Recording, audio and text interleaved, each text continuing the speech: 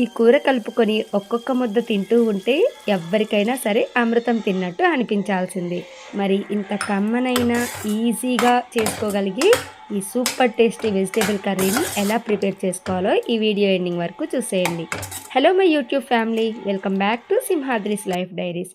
ఇక్కడ నేను ఈ కర్రీ కోసం 3/4 కేజీ వరకు లేతగా ఉండే బీరకాయలను అయితే తీసుకుంటున్నాను. ఈ బీరకాయలకి అటు ఇటు ఎడ్జెస్ అనేవి కట్ చేసుకొని నీట్గా పీల్ ఆఫ్ చేసుకుంటున్నాను. ఇక్కడ మనం పీల్ చేసుకున్న ఈ తొక్క అంతటిని కూడా వేస్ట్ చేయాల్సిన అవసరం లేదండి. చూసారా ఎంత లేతగా ఉందో. సో ఈ పీల్ అంతటిని మనం చిన్న చిన్న ముక్కలుగా కట్ చేసుకొని టొమాటో యాడ్ చేసుకొని మనం బ్రేక్ఫాస్ట్లోకి చట్నీని ప్రిపేర్ చేసుకోవచ్చు. అలాగే ఇక్కడ నేను ఈ కర్రీలోకి 2 పచ్చిమిర్చి అలాగే 1 ఆనియన్ని తీసుకుంటున్నాను. మనకి ఈ కర్రీలోకి అనేది కారం అనేది ఎక్కువ పట్టదండి, చాలా కొంచెం అయితే సరిపోతుంది. ఈ వెజిటేబుల్స్ అన్నిటిని ఇలా చిన్న చిన్న ముక్కలుగా కట్ చేసుకుంటున్నాను. బీరకాయ ముక్కల్ని కూడా మీరు ఎంత వీలైతే అంత చిన్న చిన్న ముక్కలుగా కట్ చేసుకోండి. మనకి కర్రీ అనేది చాలా ఈజీగా కుక్ అయిపోతుంది. మనకి అన్నంలో కలుపుకున్నప్పుడు కూడా చాలా కమ్మగా ఉంటుంది. అలాగే మనకి ఈ కర్రీలోకి ఎటువంటి మసాలాలు కానీ, ఎటువంటి ఫ్యాన్సీ ఐటమ్స్ కానీ ఏమీ అవసరం పడవండి. కానీ కూర మాత్రం చాలా కమ్మగా ఉంటుంది.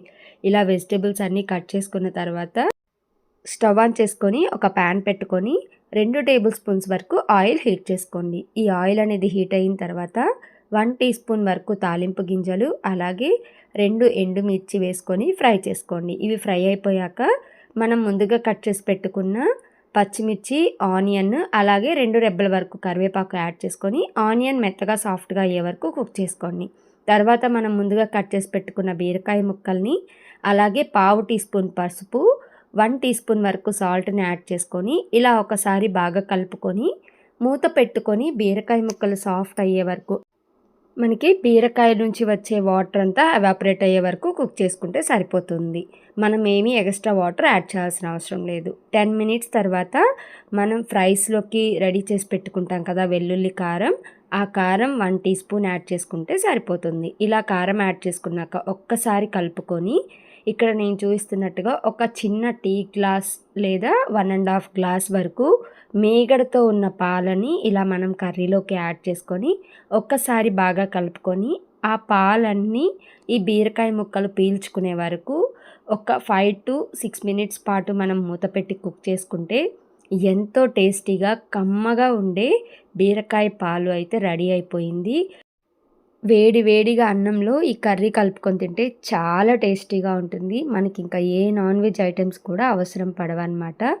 చాలా తక్కువ కారంతో కూడా మనం ఈ కర్రీని ప్రిపేర్ చేసుకోవచ్చు.